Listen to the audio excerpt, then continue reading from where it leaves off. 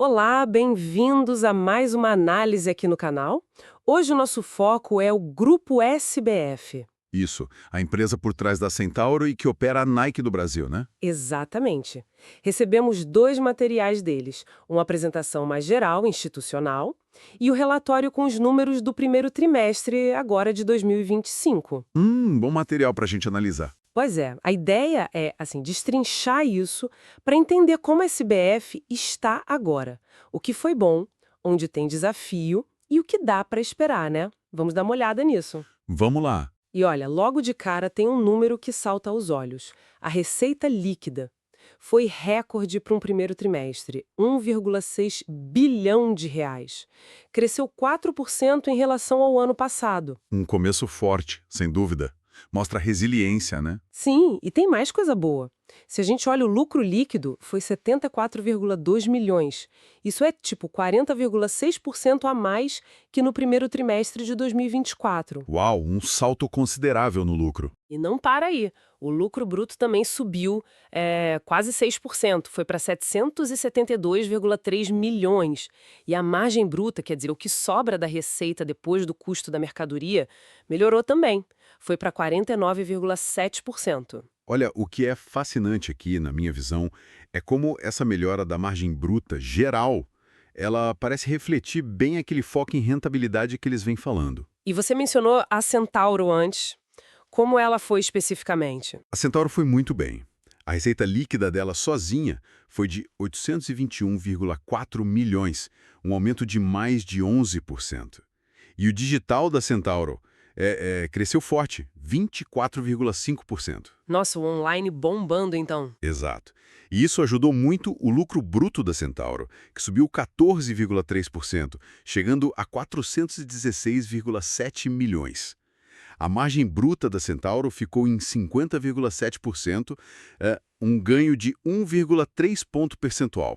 Foi a Centauro que ajudou a puxar o resultado do grupo para cima, sem dúvida. Entendi. E falando em saúde financeira, outro ponto que me chamou muito a atenção foi a dívida. A dívida líquida caiu demais, né? Quase 45%. Sim, caiu de 843,4 milhões para 464,7 milhões. Uma redução bem expressiva. E a alavancagem, que mede essa relação da dívida com o resultado operacional, caiu de 1,33 vezes para 0,61 vezes. Isso deixa a empresa mais tranquila, certo? Com certeza. Dá muito mais fôlego. E essa redução da dívida, ela está muito ligada a uma gestão assim mais eficiente do capital de giro. Capital de giro, o dinheiro do dia a dia, né? Isso. A necessidade líquida de capital de giro caiu quase 33%. E o ciclo financeiro deles, o tempo entre pagar fornecedores e receber dos clientes, melhorou em 19 dias.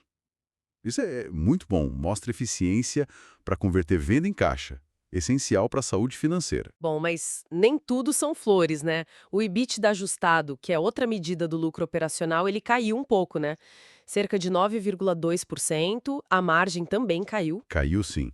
Foi para 144,5 milhões de reais, com a margem ficando em 9,3%, uma queda de 1,3 ponto percentual. Isso levanta uma questão importante. Por que caiu? Exato. O que explica essa queda, então? Olha, a explicação principal está no desempenho da Fisia, que é a operação da Nike.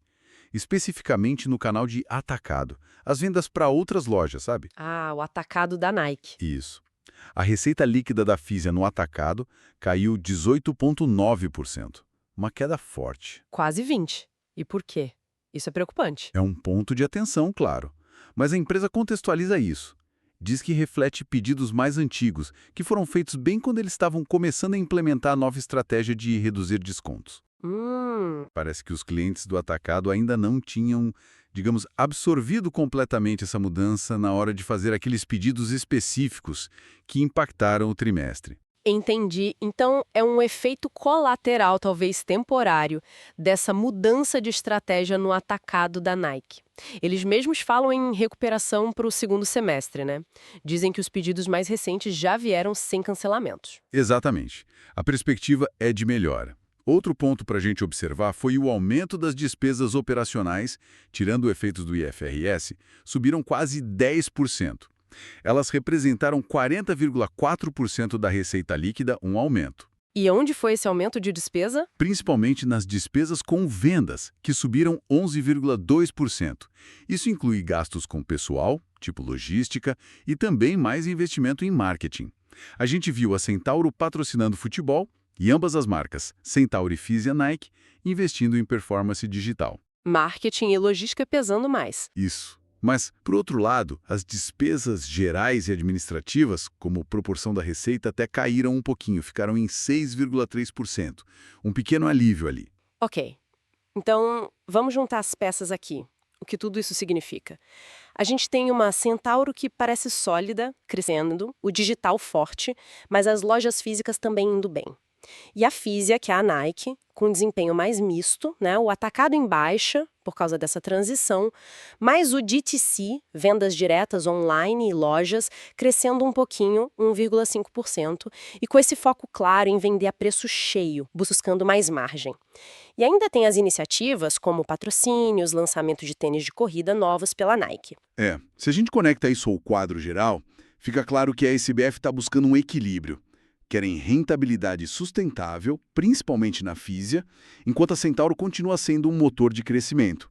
A redução da dívida, como a gente falou, dá um respiro financeiro importante. Um fôlego para investir nessas estratégias, né? Exatamente. Para reinvestir, para consolidar a liderança no mercado esportivo. A gestão parece bem focada em otimizar cada unidade de negócio, sabe? Ajustar o atacado da Fisia, manter a Centauro crescendo, controlar despesas onde dá. Então, para resumir a história, o grupo SBF mostra resiliência, a Centauro está forte, a situação financeira melhorou bastante, com lucro maior e dívida menor. O desafio principal é acertar o passo do atacado da Fisia, mas parece que tem o plano para isso e investimentos acontecendo. Perfeito. E fica talvez uma reflexão para a gente acompanhar, né? Com esse foco estratégico tão forte em vender a preço cheio, em valorizar a experiência da marca, tanto na Centauro quanto na Fisia Nike, qual que vai ser o impacto disso a longo prazo? Pensando em lealdade do cliente versus o volume de vendas mesmo. Será que conseguem equilibrar os dois? Uma ótima questão para ficar de olho nos próximos trimestres. Sem dúvida. É algo para a gente monitorar. Bom, agradecemos muito a quem nos acompanhou nesta análise do Grupo SBF. Obrigado pelo interesse. E não se esqueçam de se inscrever aqui no canal para não perder as próximas discussões e análises detalhadas como esta. Até a próxima!